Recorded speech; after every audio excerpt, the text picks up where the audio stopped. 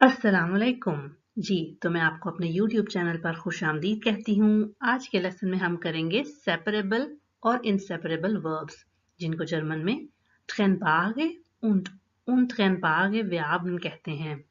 इसमें हम कुछ डेफिनेशंस देखेंगे, मिसालें देखेंगे और उनके प्रीफिक्सेस देखेंगे जो कि उनसे पहले लगते हैं। और ये टॉपिक बहुत ज़रूरी है इस लिहाज से क्योंकि इंग्लिश में या उर्दू में ऐसी कोई भी चीज़ नहीं है। So let's begin.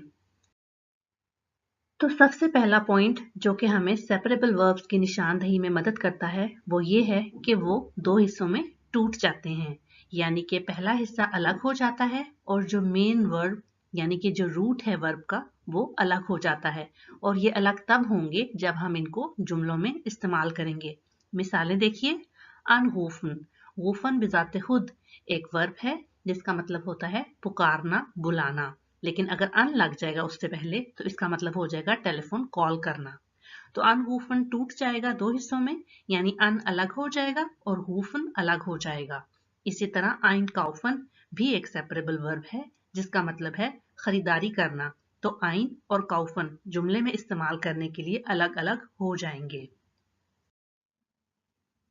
Separable verbs का दूसरा पॉइंट ये है कि जब उसका पहला हिस्सा टूटता है तो वो उस जुमले के आखिर में लग जाता है। मिसाल यहाँ पर दी गई है, Er ruft dich heute an, वो तुम्हें आज कॉल कर रहा है। तो अन जो एंड पे लगा है वो इस बात की निशानदही कर रहा है कि यहाँ पर एक सेपरेबल वर्ब लगा हुआ है जो कि असल में अनरूफन है। दूसरी मिसाल है einkaufen की। Sie kauft mit Lena ein, यानी कि वो लीना के साथ खरीदारी करती है। और आप ये नोट कर रहे होंगे कि कॉन्जुगेशन हमने प्रोनाउन के अकॉर्डिंगली की है। अब हम सेपरेबल वर्ब्स की कुछ और मिसालें देख लेते हैं। aufstehen, जिसका मतलब है उठना। Der Junge steht um 7 Uhr auf, लड़का 7 बजे उठता है। और आखिरी मिसाल हमारे पास है सुमाखन की। सुमाखन का मतलब है बंद करना। सुमाखन किताब, खिड़की, दरवाजा बंद करने के मानों में इस्तेमाल किया जाता है। तो मिसाल है Die Frau macht das Fenster zu, औरत खिड़की बंद कर रही है। इस स्लाइड पर आप देख सकते हैं कि डिक्शनरी में सेपरेबल वर्ब्स की कॉन्जुगेशन किस तरह से की जाती है। मिसाल मैंने यहाँ पर दोबारा सुमाखन की ही ली है, तो देख लीजिए।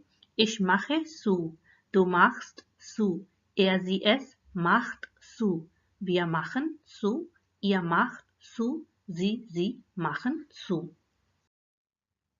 अब हम इनसेपरेबल वर्ब्स देख लेते हैं।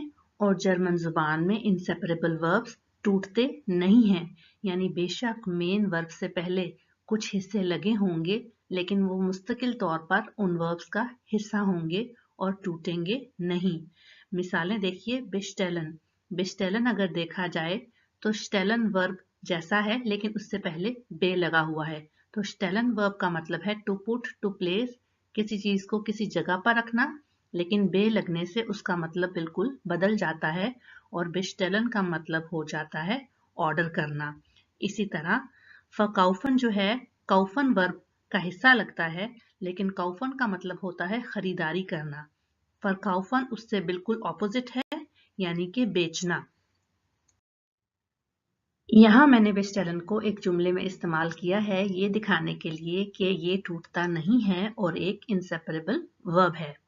Ich bestelle Bücher im Internet, मैं इंटरनेट पर किताबें ऑर्डर करती या करता हूँ। दूसरी मिसाल हमारे पास है verkaufen की। इसका जुमला है Ein Mann verkauft Obst, एक आदमी फल बेच रहा है। यहाँ आप देख सकते हैं कि इनसेपरेबल वर्ब्स की कॉन्जुगेशन डिक्शनरी में कैसे की जाएगी। verkaufen की ही मिसाल ली है मैंने, तो ich verkaufe, du verkaufst, er sie es verkauft, wir verkaufen, ihr verkauft, sie verkaufen। थोड़ा सा कंपैरिजन कर लेते हैं सेपरेबल और इनसेपरेबल वर्ब्स का जर्मन जुबान में।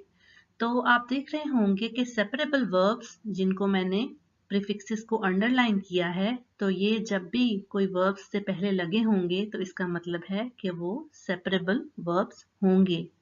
anrufen, aufstehen, einkaufen, ankommen और abfahren। पहले 3 हम ऑलरेडी डिस्कस कर चुके हैं। आखिरी 2 अनकॉमन का मतलब है पहुंच जाना, आ जाना। abfahren का मतलब है टू डिपार्ट, चले जाना। इसी तरह इंसेपरेबल वर्ब्स के सामने आप देख रहे होंगे कि मैंने कोई चीज अंडरलाइन नहीं की क्योंकि वो टूटते नहीं हैं। लेकिन जब भी वर्ब से पहले बे, फ, गे, या और मिस लगा होगा तो इसका मतलब है कि वो इंसेपरेबल वर्ब्स होंगे। मिसालें आपके सामने हैं। bestellen, verkaufen, gefallen, erhalten, missverstehen। bestellen, verkaufen हम ऑलरेडी कर चुके हैं। gefallen का मतलब होता है पसंद होना कोई चीज, erhalten कोई चीज हासिल करना, missverstehen किसी चीज को गलती से समझना, यानी टू मिसअंडरस्टैंड समथिंग। आखिर में मैंने कुछ मजीद मिसालें दी हैं सेपरेबल और इनसेपरेबल वर्ब्स की। तो अगर आप अभी जर्मन जुबान A1 या A2 के स्टूडेंट हैं तो मुझे इनमें से किसी भी वर्ब्स के जुमले बनाकर कमेंट सेक्शन में बताइए।